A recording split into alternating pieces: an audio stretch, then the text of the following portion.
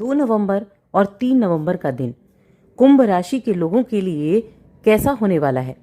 जय माता दी दोस्तों, आप सभी का स्वागत है हमारे YouTube चैनल में। चलिए सबसे पहले हम इन 2 दिनों के तिथि, नक्षत्र और योग के बारे में जानते हैं, उसके बाद उसके प्रभाव के बारे में जानेंगे। तो देखिए 2 नवंबर का जो दिन है ये एकादशी का दिन है। वैसे ये एकादशी तिथि सुबह तक ही रहेगी, लेकिन ये देव उठनी एकादशी है जो 1 नवंबर से प्रारंभ हुई और 2 नवंबर की सुबह तक है।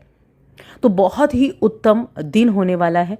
चंद्रमा मीन राशि में होंगे शनि के साथ और पूर्व भाद्रपद नक्षत्र में होंगे। तो यहाँ पर जो योग बनेगा वो योग बनेगा, पहला तो त्रिपुष्कर योग बना हुआ है, सर्वार्थ सिद्धि योग बना हुआ है। इसके अलावा हर्षण नाम का योग भी इस दिन बना हुआ है। बहुत ही शुभ योग में ये दिन पड़ा हुआ है। देखिए ये 4 माह के बाद जब भगवान विष्णु निद्रा से जागते हैं, देव उठनी एकादशी होती है, तो इस दिन से विवाह होने प्रारंभ हो जाते हैं हमारे हिंदू धर्म में। वहीं 3 नवंबर की अगर हम बात करें तो ये सोमवार का दिन है और ये जो शुक्ल पक्ष की द्वादशी तिथि खत्म होकर त्रयोदशी लग जाएगी। चंद्रमा तो मीन राशि में ही है, उत्तर भाद्रपद नक्षत्र में होंगे और जो योग बनेंगे वो रवि नाम का योग इस दिन बनने वाला है। वहीं अगर हम सूर्य को देखें तो देखिए सूर्य भी अभी नीच के चल रहे हैं, लेकिन इन दिनों में एक बहुत अच्छी चीज़ क्या होगी कि जो शुक्रदेव जो भौतिक सुखों के स्वामी हैं, प्रेम के कारक कहे गए हैं, तो ये जो है नीच अवस्था से निकल जाएंगे, क्योंकि कन्या राशि में नीच के चल रहे थे शुक्रदेव भी। तो ये 2 नवंबर के दिन अपनी खुद की राशि तुला राशि में प्रवेश कर जाएंगे। ये एक राहत देने वाला वक्त होगा शुक्र की कृपा से। और कुंभ राशि के जातकों के लिए तो खास तौर से, क्योंकि आपके लिए तो योग कारक ग्रह है ये, तो ये ऐसी स्थिति इन 2 दिनों में रहेगी। अब इनका प्रभाव कैसा होगा, क्या चीज़ें आपके लिए फायदेमंद रहेंगी, किन चीज़ों से आपको सावधानी रखनी है, क्या उपाय आप कर सकते हैं, कैसे अपनी दिनचर्या को बेहतर आप बना सकते हैं, इसके बारे में जान लेते हैं।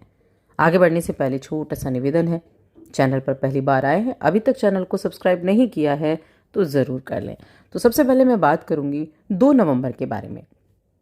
अब देखिए 2 नवंबर का जो दिन है, जैसा कि मैंने कहा देव उठनी एकादशी है, 1 तारीख से प्रारंभ हुई, 2 तारीख की सुबह तक है।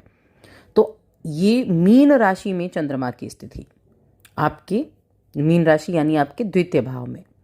तो एक तो आपका जो निवास स्थान है वहाँ पर थोड़ा ध्यान रखना है, क्योंकि द्वितीय भाव जो है वो हमारे किसका होता है, वो हमारे कुटुंब का, परिवार वालों का भी होता है, जहाँ पर शनि के साथ चंद्रमा स्थित होने वाले हैं और जो चंद्रमा है वो छठे घर के स्वामी भी हैं। तो इसीलिए थोड़ा ध्यान रखें, घर परिवार में लोगों से जब बात करेंगे तो ध्यान रखते हुए बात करें, क्योंकि क्या होगा कि थोड़ा बहुत यहाँ दिक्कतें देखने को मिल सकती हैं, कोई आर्गुमेंट वगैरह हो सकता है। तो जितना सावधानी रखेंगे उतना ज़्यादा आपके लिए बढ़िया रहेगा। इसके अलावा आप कुछ ऐसे लोगों से मिल सकते हैं जहाँ आपको बड़ा अच्छा परामर्श मिल जाए और बहुत अच्छा मौका भी मिल जाए। ये आपके लिए कोई दोस्त भी आपके किसी से कोई बातचीत करा सकता है, यानी सही दिशा भी दिखाई देगी आपको और सही दिशा लेने के लिए लोगों का सपोर्ट भी आपको देखने को मिलेगा। अगर आप कुछ ऐसी दुविधा में हैं कि आप चयन नहीं कर पा रहे हैं, क्या आपके लिए अच्छा है, क्या आपके लिए अच्छा नहीं है, तो अपने उस दुविधा से बाहर निकलने के लिए किसी उचित व्यक्ति से सलाह मशवरा ज़रूर करें। इस चीज़ का ध्यान रखें। देखिए हमेशा ना एक चीज़ होती है कि हम जो देखते हैं ना उसको कई बार सच मान लेते हैं, लेकिन देखकर हर एक चीज़ पर विश्वास करना ये बिल्कुल भी सही नहीं है, क्योंकि जो चीज़ें जैसी दिखती हैं असल में वैसी होती नहीं हैं। एक तो व्यक्ति को अपनी चीज़ें अच्छी नहीं होती लगती, लेकिन हाँ सामने वाले की सारी चीज़ें अच्छी लगती हैं। तो इस चीज़ को आपको छोड़ना है। जिस कार्य को आपको करना है, जिस कार्य को आप कर सकते हैं उस कार्य से आपको जुड़ना होगा, ये आपको ध्यान रखना है। इसके अलावा हम अगर करियर की बात करें और फाइनेंशियल कंडीशन की बात करें आपकी, तो देखिए पदोन्नति के साथ साथ आपके लिए उत्तरदायित्व भी बढ़ सकते हैं, जिम्मेदारियां बढ़ेंगी, लेकिन उसके साथ आपका आत्मविश्वास भी बढ़ेगा और आपके अंदर जिज्ञासा भी होगी। आपको सबसे ज़्यादा अपने उत्तरदायित्व और अपने सकारात्मक विचारों की ज़रूरत है।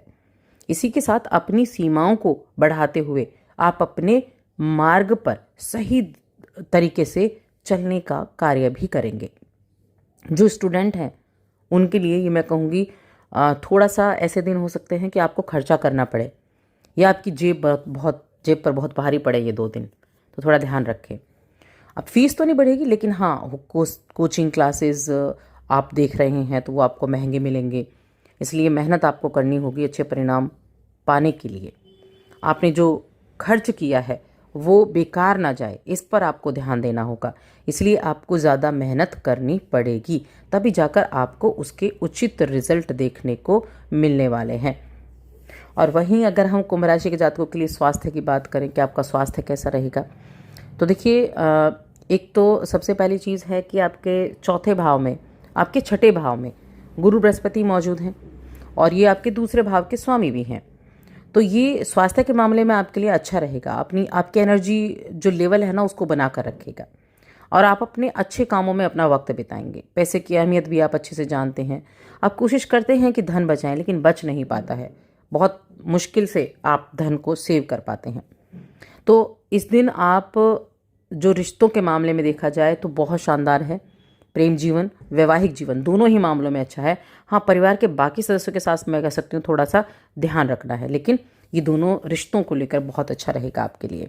आप अपनी कीमती समय को बर्बाद नहीं करेंगे। आप वैवाहिक जीवन में थोड़ी सी भी कोशिश करेंगे ना तो विशेष दिनों में से एक ये दिन हो सकता है। घर पर कोई सरप्राइज़ दिया जा सकता है आपको और आपके पूरे दिन की थकान को मिटा दे ऐसा सरप्राइज़ दिया जा सकता है। बिजनेस करने वाले जातकों के लिए भी ये दिन बहुत ही शानदार होने वाला है। अब 3 नवंबर की बात करते हैं तो देखिए 3 नवंबर चंद्रमा इस दिन भी आपके द्वितीय भाव में रहेंगे। हेल्थ बहुत अच्छी है और एनर्जी बहुत अच्छी होगी। अपने दिन की शुरुआत बहुत अच्छे तरीके से आप करने वाले हैं। ऑफिस का माहौल बहुत अच्छा रहेगा। पैसों के मामले में भी ये दिन अच्छा है। हालांकि कुछ खर्चा ज़रूर दिखाई दे रहा है, लेकिन वो ऐसा खर्चा नहीं होगा कि जो आपको नुकसान देने वाला हो, यानी मेंटल टेंशन देने वाला हो, ऐसा खर्चा नहीं होगा।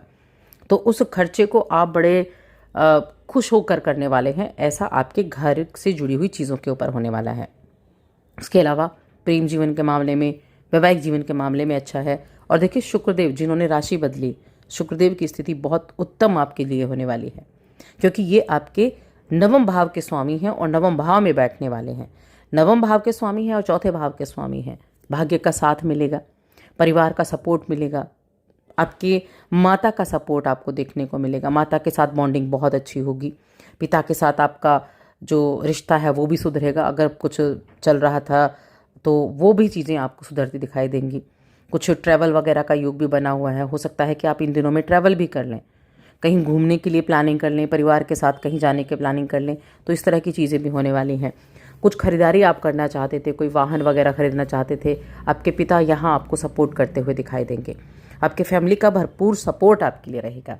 तो इस तरह की खरीदारी करने का योग भी बना हुआ है कि जीवन में कुछ ना कुछ एक ऐसी चीज़ खरीदी जाए जो लग्जरी दिखाती हो। तो ऐसी चीज़ का योग भी बना हुआ है।